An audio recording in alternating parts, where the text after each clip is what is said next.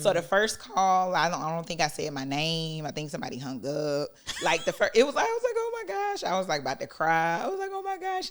But the more and more and more I put a script together, then you know what? I started getting not hang-ups, like people hanging up in my face. I started asking them how they were doing. Because see, in the investment banking world, they're not too nice. Like it's about money and it's a lot of money. A lot of cussing. So it's just nobody has patience and time. And I get it now. Back then I didn't. But I'll be like, well, how's your day? And they'll be like, well, dang, I can't hang up on her. And they'll be like, well, I'm doing good. And I'm like, okay, well, I need to raise, I need $100 million for this particular project. And they're like, okay, well, send me the information over. So I started getting more comfortable. They started asking me questions. So then I started learning on the next calls. This is what I'm putting out because every call I learned something. I was learning something because they kept asking me different questions about the project or about the particulars. So I started becoming more and more comfortable and more confident. So that was my first taste of really raising capital.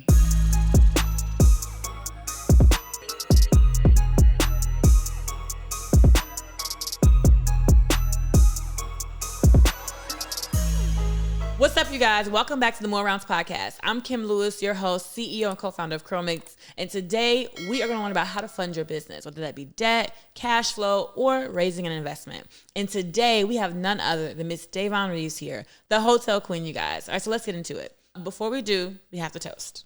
Ooh, toast wine. Yes, because it's more toast round. To money, baby. Wait, what are we toasting to? We got to say cheers. Okay, cheers. There we go. I'll take it. Okay, so Davonne, tell me about yourself. Quick background. What did you do before? What do you do now? So I like this setup. You want me to tell me about myself after I have a sip of wine? I mean, you can have another sip and then tell me. Just to let her just lay it all out there. Give y'all the tea. But thank you so much for having me, Kim. My name is Davonne Reaves, also known as the Hotel Queen. I've been in the hotel industry for over 15 years. I started off as a front desk agent and I navigated my way from front desk to co-owning 3 hotels across 2 different states. And last year in 2022, I launched a crowdfunding platform or Reg CF called Vestor, and you can invest in commercial real estate or raise capital for commercial real estate. So I'm proud to say we are one of the first Black-owned and women-owned crowdfunding platforms for commercial real estate. I know this is audio, but I'm going to clap. Thank you. Because what this means, you guys, is that she's been approved by FINRA. Yeah. That means she deals with the SEC. That means that launching a crowdfunding platform is incredibly hard to do. Yeah. So few people actually do it, and then let alone anybody Black. And we don't get funding like other folks. So I'm so impressed by what you've done. Thank you. Honestly, it's a little bit of a dream of mine to launch a crowdfunding platform. So I'm like really, really impressed. Thank you. Can you tell us how you got there? So tell us your background in the hotel industry and how you landed on crowdfunding for commercial real estate. Yeah, so I didn't know anything about crowdfunding, right? And so how I raised capital for my first hotel, we had to raise close to $1 million. Actually, it was like probably a little bit over 900,000 that we had to raise, to be exact. How old were you? I was 32. Okay, and were you in real estate leading up to this raising, or no? This was your first real estate? This was my first. So this was good question. So this was my first time raising capital on my own. Prior to me, when I was working in asset management or working as an analyst or a consultant, what we would do, we would hire out people to actually raise capital. So known as capital markets, and they will essentially be brokers, and they will go out and raise hundreds and millions of dollars. So I didn't really. How much were they making off that? Like the percentage? Yeah, they were it varies per deal, but there'll be exclusive deal, and they'll take probably 2 to 3 points, or it just depends. Of course, the larger the amount, the smaller the point. So one project, my first project that I worked on, where I really understood raising capital, this is when I was an intern. So backstory: when I transitioned from working the front desk to getting into the hotel ownership, I took a non-paid internship. And this is where I learned about, public-private partnerships, really the real estate, the ownership side. And during this internship, this is my introduction to raising capital. I didn't know it at the time. So one of the clients, he needed to raise $100 million. Okay. But he didn't want to use a broker. He didn't want to use the capital markets that I talked about. He was like, "Oh, we'll just get Davonne to call." I'm like, "What? Not you intern." And he's like, "I'm gonna get you to raise $100 million." Yeah, I'm gonna get you to raise $100 million. Like it was nothing. So a good crash course though. So it was a great crash, and he was a billionaire. Okay. So he was like, "Oh no, this is what you say." How did you get to work in this man's office? In the consultant firm. So. And how old were you as this intern? I was 22, 23. Okay. So this was after graduation. And you graduated from Georgia State. Graduated from Georgia State. Where does this me meeting a billionaire come from at 22? So I took, after I graduated from college, I was still working in the front office at the Hyatt Regency Atlanta. So I started there when I was like 19 or something. You were working at the front desk in a hotel. There we go. There we go. And that's how you meet rich people.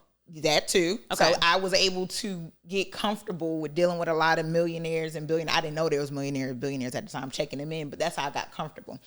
And then a friend of mine who was on maternity leave, she was like, "Hey, there's this internship that I think that you should take advantage of, and you can learn about hotel ownership." Because I wanted to be at that time a hotel owner, and she was like, "You should take advantage of this internship opportunity." And I said, "Okay, it's non-paid."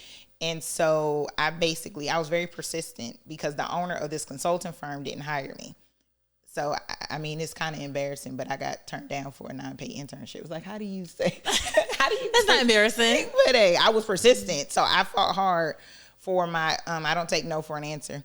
And so I was very persistent. I was showing up at events. I was like emailing and calling them because I knew this was going to be my ticket to basically get me on this couch pretty much. Mm-hmm. This is going to be my ticket. Vision. There we go. My ticket to owning a hotel. And so I finally got the internship. And because he was like, clearly you're not going to take no for an answer. And so I got the internship. And so his client was the billionaire.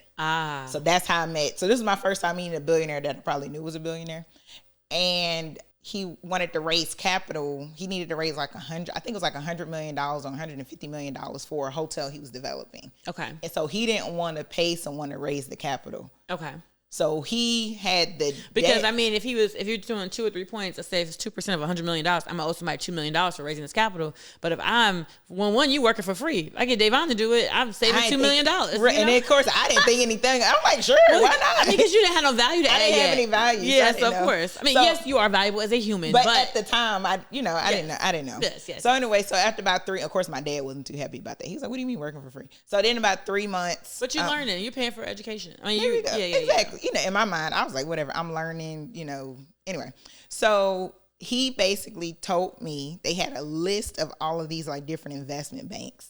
And I was scared at first. I was like, this is like the vice president of this bank and the senior vice president. I'm like all like intimidated, of course, because I was like, you want me to call him? Like one of them was like the president of the bank and the CEO. And he just had a list of all these different banks.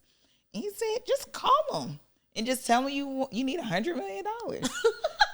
You know what's so funny to me?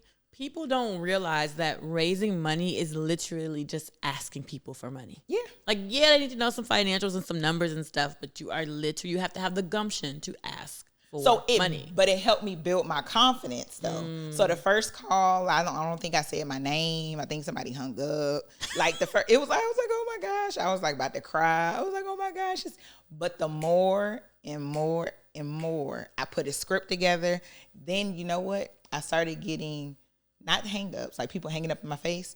I started asking them how they were doing. Because see, in the investment banking world, they're not too nice. Like it's about money and it's a lot of money. A lot of cussing. So it's just nobody has patience and time. And I get it now. Back then I didn't. But I'll be like, well, how's your day? And they'll be like, well, dang, I can't hang up on her. And they'll be like, well, I'm doing good. And I'm like, okay, well, I need to raise, I need $100 million for this particular project. And they're like, okay, well, send me the information over. So I started getting more comfortable. They started asking me questions.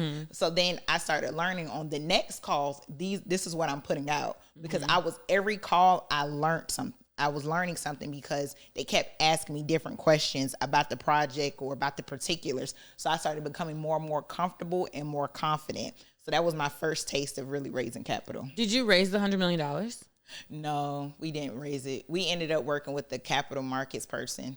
And just without saying too much about the deal, he wanted to go a different route with the raising the capital. Eventually, they end up raising the capital, but they end up working with the county, and it was like a bond structure, and we were able to get some money through me making cold calls. Okay, so you were like a warm intro, kind of. It was like a warm intro. Gotcha. Okay. Watching on YouTube, unfortunately, is not enough. If you've learned anything from my podcast, please, please, please leave me a review on Spotify or Apple Podcasts. I would be so appreciative, and you would help further the progress of this podcast. Now back to the episode. So then you did this internship, and then afterwards, it didn't necessarily... Did it catapult you to your next deal or not really? Not the next deal. It catapulted to my next job. So I was there. I did the non-paid internship for like 3 months, and then I stayed there for 2 years. I ended up starting getting paid, and then I moved to Boston. And so there I was overseeing projects that were like up to $1 billion. And again, we had to help raise capital for different deals. So working with brokers. So I wasn't cold calling. People were getting paid to do it. But I saw what a pitch deck looked like. I understood the complexities of it. Like, I understood it a little bit. Yeah. But I didn't think about it, bringing it down to like raising $1 million until I had to raise money for my own deal. Gotcha. Okay. And so how long were you in this work? So you were 22, and then the next job is at what? So it was like, 23, because I was in Boston. I moved to Boston when I was 24. So when did you buy your first hotel? I bought my first hotel when I was 33. Okay. So you were in the game helping people raise money for their deals in the capital markets for almost a decade. Yeah. And then you bought your first hotel. Mm-hmm. And without capital markets. But at that point, you probably had connections and you knew people. Exactly. So it was easier. It was easier. I knew people. We found the deal through a broker. I built, at that time it was during COVID. Okay. And so no one really on social media was talking about hotel ownership, especially Black. Yeah. And so I was able to gain an audience. And so a lot of people didn't realize that you can invest in a hotel. And so when the deal came, I was like, for the people who were in my community, I was like, it's a hotel investment opportunity. And so we were able to raise the capital through just a simple friends and family raise. And see, I'm so ignorant when it comes to things like that, like real estate, because I just know e-commerce, digital marketing. Mm-hmm. I know crowdfunding. I don't really know much about real estate. Yeah. But when you say this, I'm thinking, so it would be intimidating for me. But you've been in the industry for 10 years, so you're like, just like it ain't nothing to buy a hotel. Intimidating to me. Like, oh gosh, that's too much. That's so funny. So I have a question. You have 3 hotels, right? Yeah, 3 hotels. Do you still own those hotels, or did you have to divest because you were doing the crowdfunding? No, I still own them. But I cannot raise any. So if I was to buy another hotel, I wouldn't be able to put it on my crowdfunding platform. But I put a hold on me buying any more hotels because I really wanted to focus on Vesta. Gotcha. And for those hotels that you bought or you co-own, are they like funding your lifestyle right now, or no, are they just future investments? These are more future investments. How I was set up, this is more of a future kind of, but I would say combination of both. I'm really using this more of like a retirement. I'm not. So they don't pay you anything right now. We get paid out. You get paid out. But I'm using that for my retirement. Does that make sense? But other people might be living on that. You can. If you do buy a hotel, you can live off of it. Okay. How much? Give me the numbers. You don't have to give me your numbers, but like if I bought a hotel, maybe it costs $10 million. I have to put up $1 million. I don't know how much I would have to put up to buy a hotel. Mm-hmm. How much am I making as a hotel owner annually? So it depends, right? Okay. So walk me through the numbers. So let's say if you have a hotel and it's bringing $1 million of revenue, mm-hmm. and then 20% profit margin, that's pretty good. So that's $200,000 a year. Mm-hmm. Some people, they can live off of that. So let's say if you multiply that by 3 hotels, that's what, $600,000. How much do I need to buy a hotel that does $1 million in revenue a year? You probably could get a hotel at about maybe about 6 or 7 million. So 6 or 7 million, mm-hmm. it'll make $1 million in revenue a year. Mm-hmm. How much money do I need to put down to buy that hotel? Typically, you need about 20%.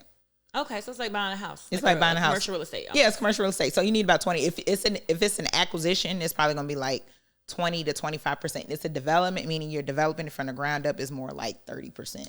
So running a hotel is just like running a big Airbnb. Pretty much. It's pretty. Okay, this is way less intimidating than I thought. And See, the thing is with the difference between a hotel and Airbnb or a short-term rentals, with hotels, you have the regulate, all these regulations are popping up for Airbnb. Well, hotels is organizations like the American Hotel Lodging Association and AHOA, they have lobbyist group they can fight. Because see, Airbnbs and short-term rentals, they're essentially taking money out from hotel owners and they don't have to be regulated. So that's not fair to someone like myself, who we're heavy regulated. We have to have handicap accessible. We have all these different regulations for security reasons. And then someone, and luckily in my markets, I don't have to compete with Airbnb. Gotcha. Because my hotel is like in El Reno, Oklahoma. Like there's not an Airbnb. There's not even Uber or Lyft there. And as somebody who travels a lot, I have come to actually not like Airbnbs. People are starting to. I want the convenience of you being open at any time of the day, and I don't have to worry about and you don't have to clean up, right? And you don't have to clean up. I've been hearing a lot of horror stories where people have to clean up. Somebody even said they had to cut grass at that. I'm like, whoa, not you cutting grass. That's a lot of work. Okay, I have a question. Yeah, who should be the person who would invest in a multifamily unit versus an Airbnb versus a hotel? Wow. Okay. So the person who would invest in a multifamily would be someone that is they like more of that consistent income. It's more of a conservative return. And the reason why, because multifamily, typically they have leases from 6 to 9 to 12 months. Yeah. So it's guaranteed income coming in, right? Okay. It's easier to get lending for it.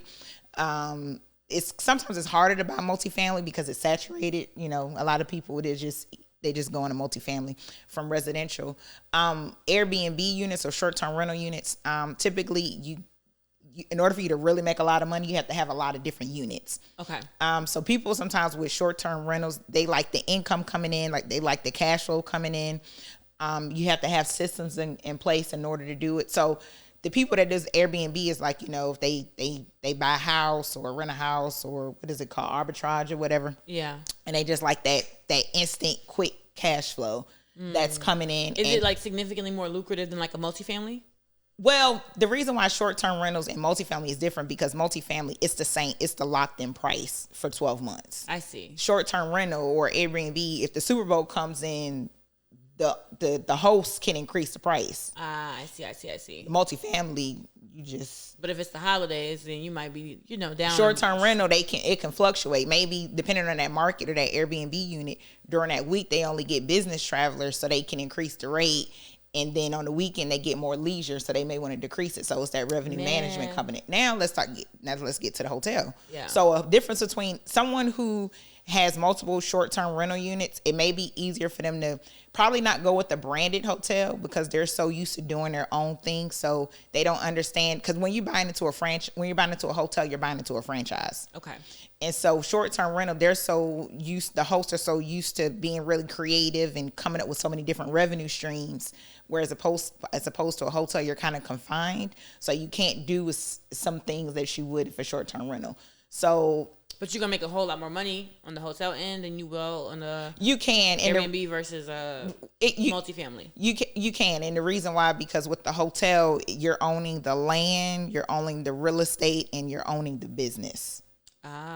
So let's say you buy a hotel, and then you're like, you know what? I don't want to be a hotel anymore. I want to be a student housing unit. That's fine. As long as you can get a zone for it, you can convert that to a student housing unit. Oh, okay. Because you own the land and you own the real estate. So you just have to convert it and you just change the business model out. But if you have a house that's a short-term rental unit, you may not be able to change it because it's probably zoned for residential only. So you don't have that flexibility. The multifamily, now you can convert a multifamily to a hotel or to an apartment complex. But again, with the revenue, it's just the same revenue. It's just consistent. So it just really depends on your investment thesis and your investment appetite. Yeah. So a lot of times what people do, they diversify their portfolio and they'll have a multifamily and they'll have, apartments. Some people have short term. They just do whatever they can to diversify their portfolio. If you had a multifamily unit and you hate running it, right? I have some friends who got into it, wanted to do it because they thought it would be lucrative, but they're like, oh my God, I don't like doing this. Does it mean you're not going to like the hotel business as well? So if you don't like it, or if it's too much with the day-to-day, then you can bring in a management company. So just like with the multifamily, just like if you have a short-term rental and with the hotel. So our 3 hotels, we have a management company that's running the day-to-day operations. It would be impossible for me to operate that hotel talking to you on this couch. I have 3 different hotels, in 3 different locations across 2 different states. I wouldn't be able to check in every single guest. I wouldn't be able, if there's a maintenance issue, if there's a group coming in, a sales, like it's just no way I'll be able to handle that. And so no matter how much technology in the world, you know, I wouldn't, so you would need a management company to operate a day-to-day operations. And then we have an asset manager who manages the manager. So tell me this. How'd you get to the crowdfunding platform? Because to me, running a hotel already sounds complicated enough, right? And I'd be like, okay, I co-own 3 hotels. I make a couple of $100,000 a year. I'm doing good. What made you want to go and get certified with FINRA and then deal with the SEC with the crowdfunding platform? And then like, and I'm not making it sound bad at all, because I think this is amazing. But like, what was your line of thinking there? And then kind of what do you hope that it will be? The number one question I get all the time is, Kim, is CurlMix available in stores? We have been saying no to every retailer for the last 7 years that I've been in business. And we are finally going to be on store shelves, you guys. We are going to be available in Ulta. And I really need you guys to show up and buy us out so that we can blow up in the store and do well. Thank you so much for watching our podcast. And please make sure you go buy CurlMix, now available in Ulta. So Investor, how do you spell Vester? Vesterr. And typically, oh my bad, I usually have on my Vesta shirt. I messed up on the brand. You cute, don't worry about it. But that's all right. You represent a little bit Vesta because you got purple. So purple. Okay. So we good. We got girl, this is not purple. Oh, it's not. It's periwinkle. There we go. Okay. All right. It was a quick fix for me. It was a quick fix. Go ahead. Anyway. So how I actually came up with Vester, going back to that point when I was talking about raising capital for my first deal. It was hard to raise capital. Like, I would say it was hard, but you know this. You can't go on. I'm gonna drink to that. You can't go on social media and be like, look, I got this hotel and I'm gonna need y'all to give me some money. That's not how it worked, because SEC will come and I don't want to ever get him.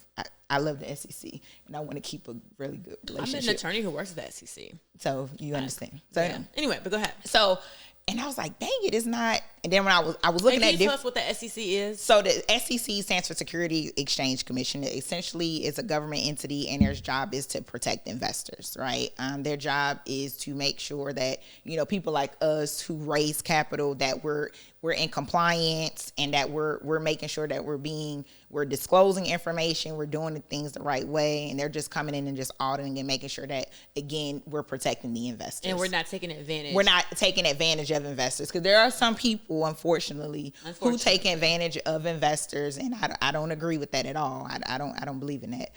So I took it as, my approach is, you know, that hospitality in me. You know, you're a guest. So when you invest, you're a guest, right? Mm-hmm. So I have to make sure that you're taken care of. And so when I was raising capital, there was some, not all, I couldn't find a crowdfunding platform, one that took hotels, or you had to be an accredited investor. An accredited investor is someone who makes over $200,000 a year or have a net worth of $1 million. And at that time, I wasn't an accredited investor, so I couldn't even use some of the platforms. Then it was one platform, but the experience wasn't the best. So I was like, then I found out I could do my own. So I was like, I'm gonna do my own. Because after I raised the capital for my first deal, people were like, okay, Davonne, you know, I missed that deal. Where can I go for the next one? And it wasn't a marketplace. And it was and I was like, okay, I got to figure out something, because there was so many people that was coming at from different angles that wanted to invest. Yeah. And that's when I thought of Vester. Vester, it was a technology firm. So shout out to Marianne. We actually built our technology from scratch. So our process took a little longer. So we didn't license out. Some people, they build a crowdfunding platform and they license out the technology. We didn't license out the technology. We built our own technology. We had to get the technology approved by FINRA. So now I'm venturing out of hotels and now I'm in the tech world, in this tech space. How long is and I remember, I'm asking this because if you're ever wanting to start your own crowdfunding platform, I went to go read the documentation about launching a regulation crowdfunding platform. How many pages was it? Wasn't it like a few hundred or something like that? Yeah, it was a lot. Did you read all of it? I did. Of course, that's my girl. Woo, there we go. It was a lot. It's a lot. I don't memorize everything, but I did have to. Who can memorize 300 pages of legal jargon? But it's a lot, and so the time process, it took longer than I expected a lot because we built the technology. So, but once we launched, and we had to get an escrow agent again. That FINRA process, oh gosh, that was very stressful. But getting approved by FINRA was great, and then launching. And so now we've been here for a year. To your point earlier, there's not a lot of, it's hard for people of color to get capital.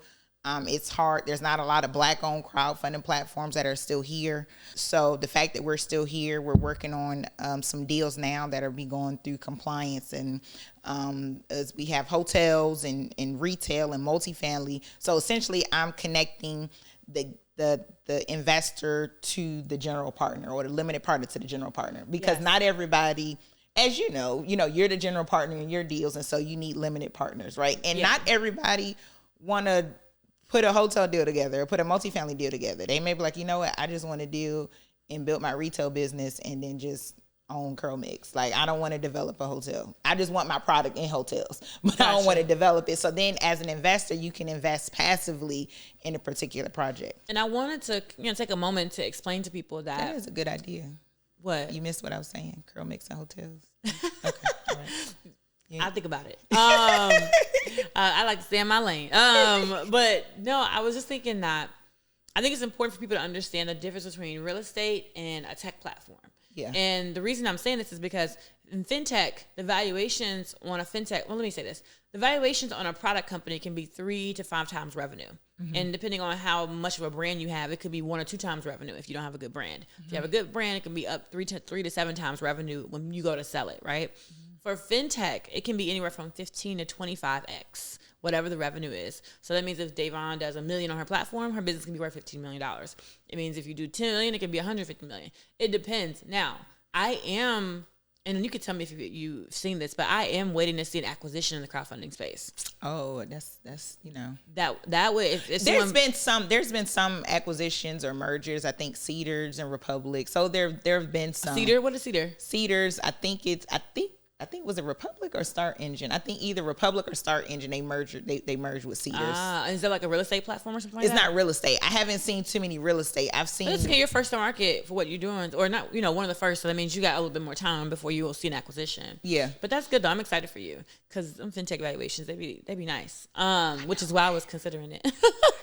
I was like, now I see why people went taking out real estate. I get it now. Because now merging the valuations in real estate, what are the multiples in real estate? So hotels will look at it with a revenue multiple. So it could be a 3x, 4x. Sometimes when you invest in hotels or invest in real estate, so the valuation could be based off your investment, your ROI. Some people look for 2x equity. 2x multiple, meaning if I invest $50,000, I'll get $100,000 back once the project is sold. So I have a question, and this is just me satisfying my own curiosity. I thought that the best way to have a crowdfunding platform is to become a bank. So essentially, typically when founders come to crowdfunding, they either run out of money or they're about to run out of money and they don't have as much money, right? Or you're trying to fund a deal. Let's say I'm a platform, like I'm investor or whatever. I believe you're going to be able to raise the money for your deal, but you just don't have it right now. So I foot the bill for the deal, charge you interest, and then I get paid on the back end as soon as you finish raising your money.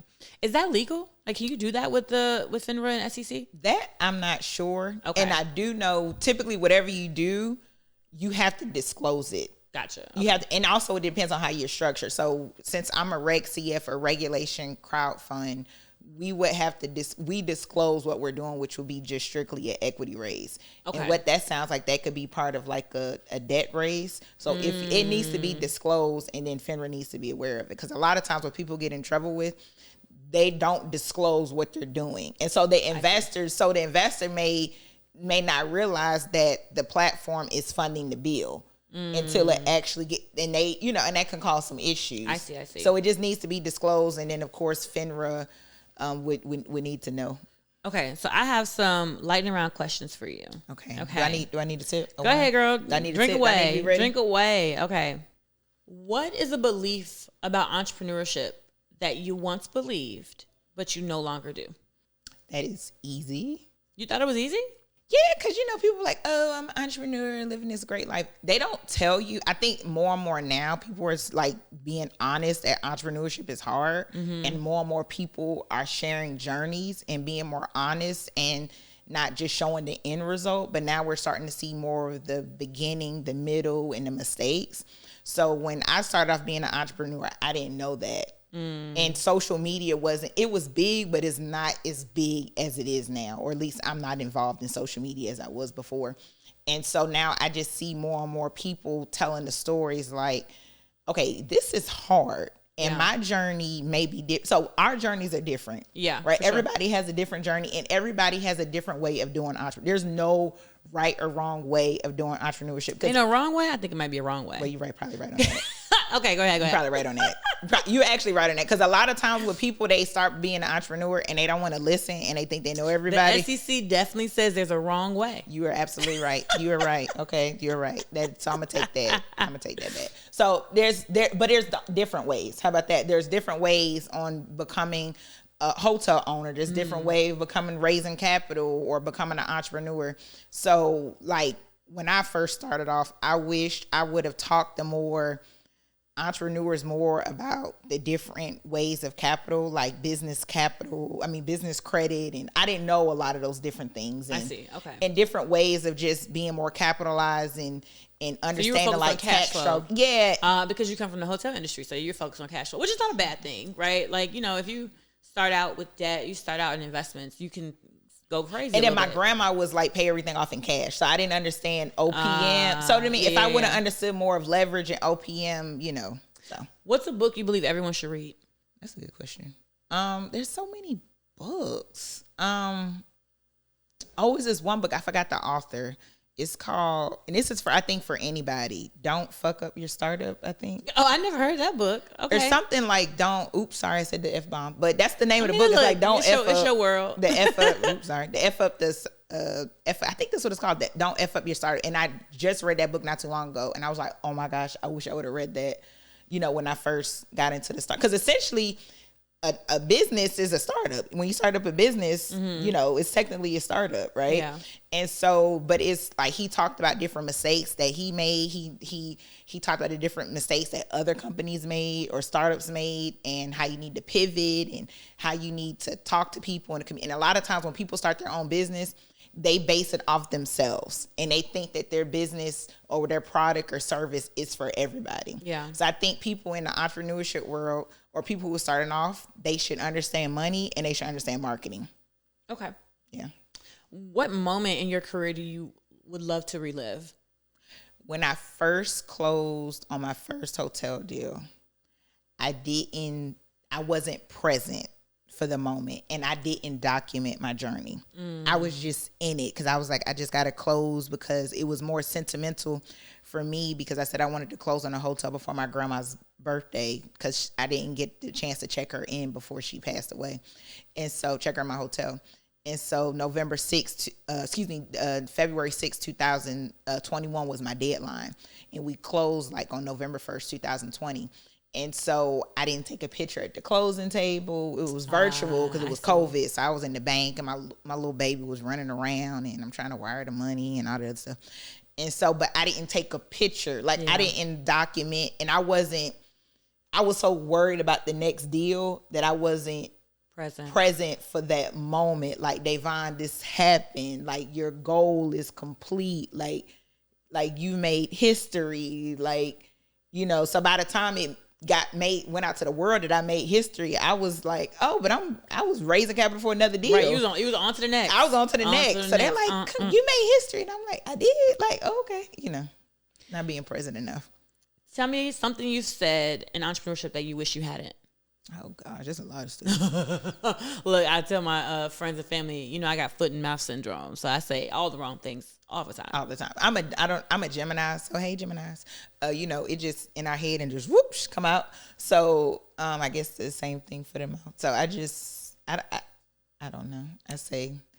I'm just gonna say I don't know because I say so many things. Okay. All right. Is there anything you want to leave the people with? I would say believe in yourself. Do not compare your journey to anyone else's journey. And whatever you do, focus. I think it's so much out of here. It's so many things going on in so many different disciplines and so many different products and services and so many ways that you can become an entrepreneur. Even like buying a hotel, that's becoming an entrepreneur because you're buying into a franchise. I think if people just focus on one thing at a time and master it, and that's something that I had to learn too. Master one thing at a time. And once you perfect it and once you really make some money, automate it. And then you can move on to the next thing. Instead of just people, they want to be a jack of all trades and they just want to do all this stuff. And it's like, what is it? Like throwing spaghetti at the wall and hoping something works? No, just focus on one thing at a time. Like I'm sure you've been extremely successful. Well, you are extremely successful because you focused on one thing at one time, right? And now once you realize, like, well, thank you. You know, extremely successful. That's a high compliment. I don't know. You are. You have an amazing story, and so, but once you realize, okay, this isn't working. I'm pretty sure there's been plenty of times where you were all over the place, but once you was zoned in, and you was like, you know what, I got to make this work, and so that's where I am. I'm like, okay, Davonne, because again, I'm gonna be all over the place. I'm an entrepreneur and a Gemini, so it's just like, woo, just double all over the place. So now it's like, okay, it's okay to be selfish. It's okay to be selfish. It's okay to take care of yourself. It's okay to say no. And just enjoy life and be present. Well, you guys heard it here first. If you want to launch a deal for your next commercial real estate project, hotels, check out Vestor. I can vouch for Davonne. When I met her, she was applying for FINRA, and now she has her platform and has done her first deals and stuff and doing more deals around currently. So I'm like so impressed. Thank you. You know, very rarely do you meet people and they tell you they're working on something, and then you come back a year later and they've done it, and it's like incredible. You're like, oh my God, you did that. You did that. So congratulations, Davonne. I appreciate that. All right, you guys, thank you so much for tuning into the More Rounds podcast. I'll see you guys in the next episode. And do not forget to pick up CurlMix at Ulta, y'all, okay? Go and sell us out. All right, I'll see y'all later. I have to go get some. Yes, girl. Now since it's in person, I have to buy it online. I can get it from you. Bye, guys.